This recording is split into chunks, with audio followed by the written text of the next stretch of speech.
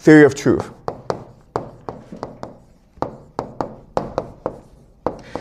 If you have a theory or an idea or a narrative, and it does these three things, then it approaches the truth. The first is that it connects the past. Okay? So does it help us put the past, things that we know that happened in the past, into a coherent story that we can understand? Okay, that's test number one.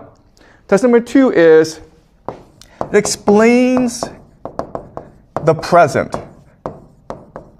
Does it help us better understand the world we live in? Okay, and the last and the most important is predicts the future. From this narrative, we should be able to make certain predictions about how events should develop. And if these events turn out to happen the way we predict, then we can be more sure that our theory of truth is correct. Now, let's be extremely precise.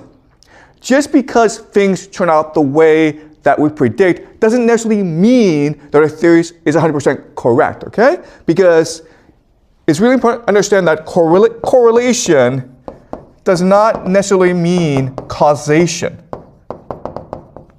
Okay? So that's a caveat. No matter how well we predict the future, it doesn't necessarily mean that our theory is 100% correct. But our theory gives us a model to understand the past, the present, and the future. Okay? So, with very little evidence, I'm going to present to you a theory about how the world works. A story about how we got to where we are.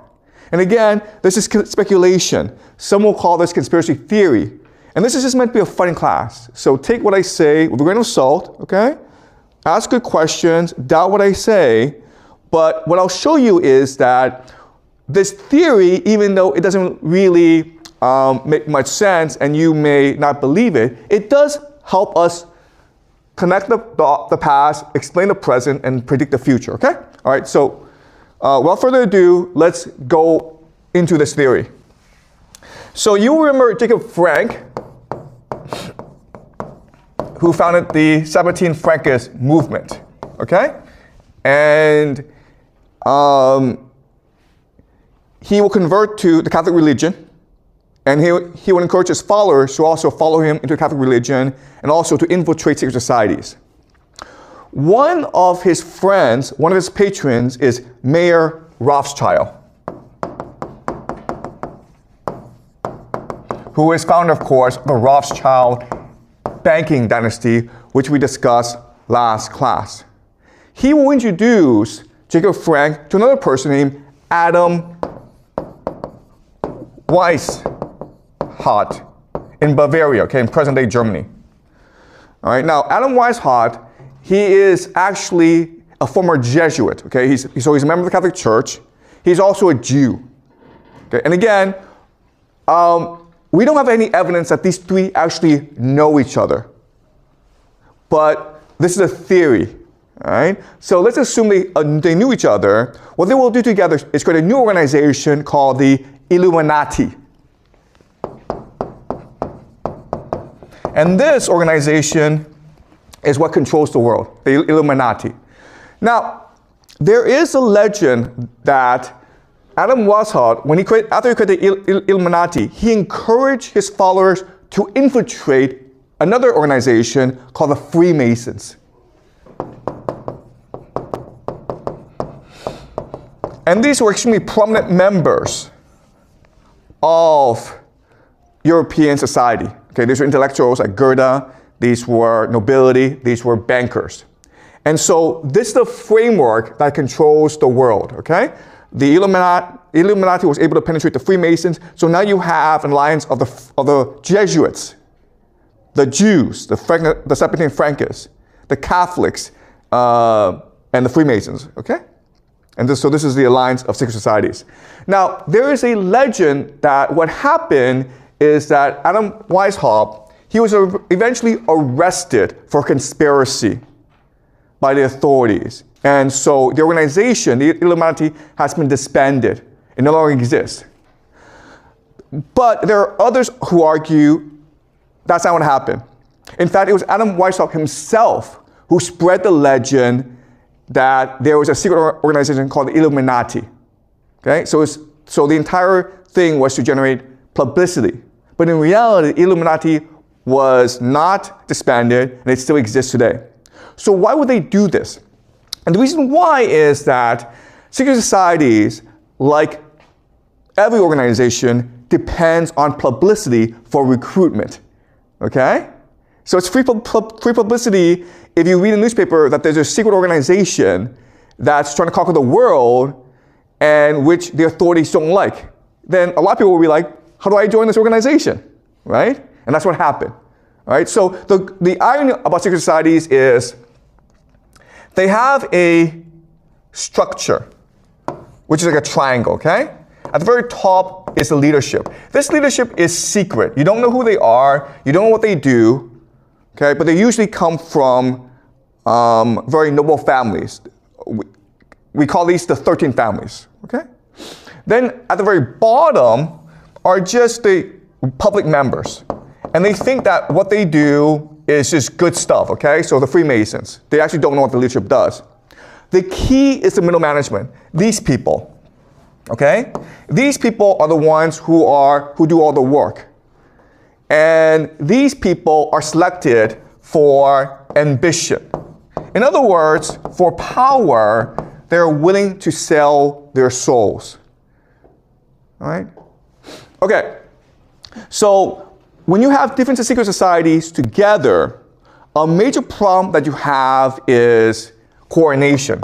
And the idea here is you have different leaders, and how do you get them to work together? Also, after these leaders die, how do you ensure that the new leaders will coordinate together? And the answer to this problem is the idea of eschatology. Okay, we'll discuss eschatology. But eschatology comes from the Greek word eschaton, which means the end. So eschatology means your understanding of how the world ends, of how to create paradise on earth. And what I will show you is that even though these different groups have different eschatologies, there are convergence points which allows them to work together. Okay? So let's go over the major eschatologies. And remember, what's really important to understand is that these eschatologies are often secret. They sometimes change, and the details will be different. So I'm going to present to you more or less a general understanding of different eschatologies, okay? So let's start with the easiest, which is a Jewish eschatology. What do the Jews believe? Well, the Jews believe that because they disobeyed God, because they worshiped false idols, because they sinned, they were expelled by God from their homeland, Jerusalem, to wander the earth, which creates the Jewish diaspora.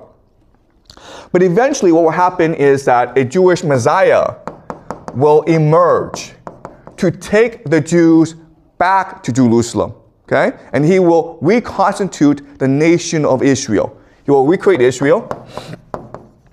And then he will rebuild Solomon's temple.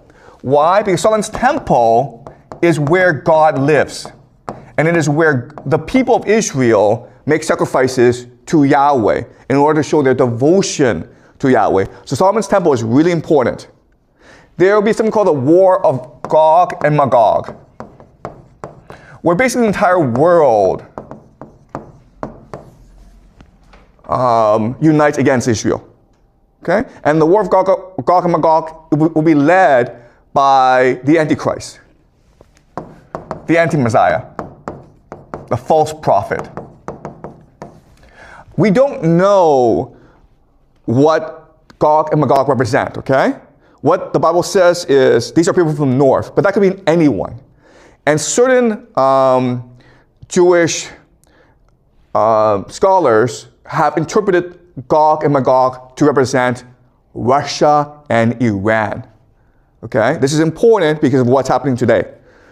Okay? But of course, when it seems as though the enemies of Israel, Gog and Magog, when it seems that they are about to win, God will intervene and ensure that Israel wins. And this will usher in something called the Messianic age, when Israel becomes the most dominant nation on earth, when it becomes the light of nations, when it becomes the light of the world. Okay? Does that make sense? So that is the Jewish eschatology. And most Jews believe this. Then you have the Frankists. Okay? And the Frankists, Sabbatine Frankists, they make important changes to this eschatology. Okay?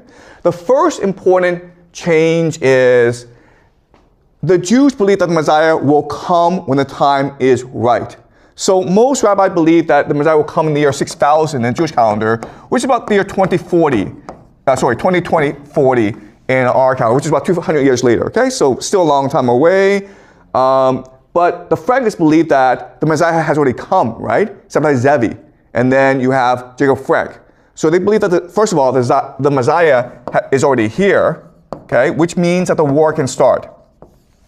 Second thing that they believe is that you don't wait for God to intervene. You can accelerate the Messianic age by sinning, right? Because by sinning, what you're doing is you are defying Satan. It's Satan who created this world. And by sinning, you're defying his laws, you're defying his authority, and this will create more chaos, and you will reveal how evil this world is. You'll accelerate the collapse, okay, which will force God to intervene. And then during the Messianic age, what will happen is material pleasure. Okay, so rather than everyone being spiritually pure, we'll have a lot of sex. We will have feast. We will live forever. Okay? That's a Frankist interpretation of this eschatology. Okay? Does that make sense? Then you have the Christian Zionists. Okay? The Christian Zionists. I'll explain who the Christian Zionists are later on, okay? But what the Christian Zionists will do is they will take this Jewish eschatology but interpret it in a Christian context, okay? So for the Christians, they believe that yes, all this will happen, okay? The Jews will establish their Messianic age. But this is really the Antichrist system. Okay? The Antichrist, who is the Jewish Messiah, will establish a world government that will dominate the world. And he will establish something called the Mark of the Beast. Mark of the Beast is basically digital ID. Okay? So just think of a microchip in your forehead or wherever that, and so you can be tracked, you can be monitored. Okay? So basically an AI surveillance system. Okay? So this is what the Messianic age of the Jews will look like, but it's the Antichrist system. And eventually what will happen is that the people will rebel against Israel, and this will lead to something called the War of Gog and Magog. Okay? And when it seems as though Israel is about to be defeated in the battle of Armageddon, okay, what will happen is that Jesus will return. Jesus will return, second coming, and he will take all the Christians to heaven. It's called the rapture. And then he will kill a third of the Jews, a third will convert, and this will usher the Messianic age, okay? So this is the Christian interpretation. It's called Christian Zionism. But as you can see, what's really important is the Jews first achieve their eschatology before the Christians can achieve theirs. The Christians need to use the Jews as a tool to achieve the second coming. Okay? Does that make sense? All right. And what's really important is Solomon's temple.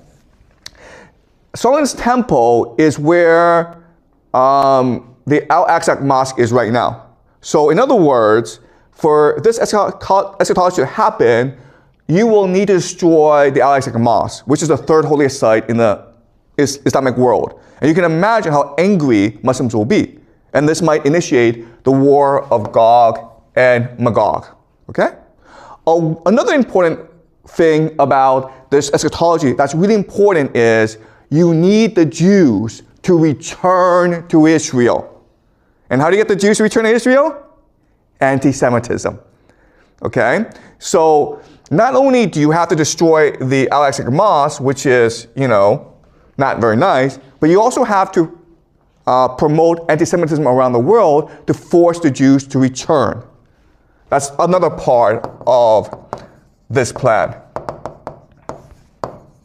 Okay? As you can see, this is not a nice plan. It causes a lot of death, it causes a lot of suffering, causes a lot of persecution. But both Jews and Christians believe that for the Messianic age to come, there has to be an age of tribulation, there has to be the Antichrist, there has to be the war of Gog and Magog. Okay, there has to be Armageddon, basically. All right, so is this making sense? Okay, this is again the eschatology, which is a script, which is a plan that these secret societies must implement in order to achieve heaven on earth. The last people I want to talk about are the Freemasons. Okay, the Freemasons believe that they are. The Freemasons believe that they are of the Enlightenment. Okay? Freemasons. They practice a new philosophy called deism. What makes deism different is that it's an Enlightenment philosophy. So the idea is that God did create the world, the universe. That's why we are here. But then God left. And now, because of free will, free choice, we can do whatever we want. Okay? And our mission is basically to achieve godhood through science, through open debate, through rational thinking. And what are the signs of godhood? How do we know that we've become God? When we're able to do three things, okay? The first thing is to warp reality. Okay? To basically manipulate the essence of matter. And we've been able to do that because of something called the nuclear bomb. Right? So we've achieved that. So in other words, the nuclear bomb was a Freemason project to achieve godhood. But not only that, after they achieved the nuclear bomb, they had to use it to show that they are God, right? Because as we discussed before, at the end of World War II, the Americans were firebombing Japan. The war was over. They didn't have to drop the bomb, but they dropped the bomb on Hiroshima and Nagasaki. Okay? That's number one. Number two is they need to kill a king to show that they are God. Because the king is divinity, right? God gives birth to kings, only gods can kill a king. And who did they kill? JFK. Okay, again, this is conspiracy theory, okay? And the third thing, which a God does, is create life. Okay? And this is something that they haven't done yet. We're going to imagine what this is. This is AI. Okay? So these are the three missions of the Freemasons. And they've achieved the first two. They've warped reality by creating a nuclear bomb. They've killed the king, JFK. And the third thing they want to do is create life, which is AI. Okay? In fact, we can also guess where this AI will take place. Why? Because let's look at a map. Okay? Let's look at a map. This is the equator. 33 degrees north of the equator are 4 places. Okay? Now 33 degrees is very important in Freemasonry. There are 33 degrees in Scottish Rite Freemasonry. It's a very sacred number. Right? So 33 degrees north of the equator, you have 4 places. The first place is Trinity Site, New Mexico in America, which is where they tested the atomic bomb. Okay? You go over across the Pacific to Japan. 33 degrees north is Hiroshima and Nagasaki.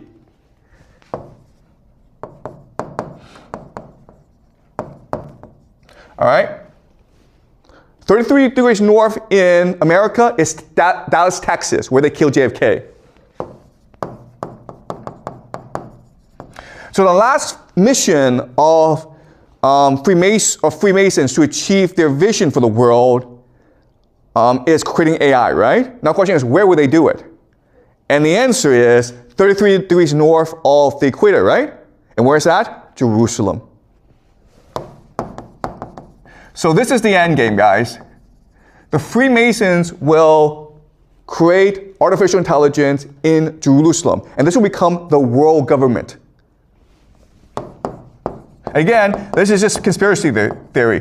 Don't believe this. This is just for fun, okay? But if it happens like this, then that's interesting, okay? But that is the grand plan, to create a world government in Jerusalem. And where's the center of this world government? Solomon's Temple. Because the Freemasons believe that their founder was the one who created Solomon's Temple. So by recreating Solomon's Temple, you close the circle, okay? So again, this is very complicated, and I don't want to get too many things wrong, but this is the general gist of it. And so what we can see is that all roads lead to Jerusalem. Now that is the case, okay? Then this helps us to understand certain things about the world that otherwise don't make any sense. All right, so let's go over them.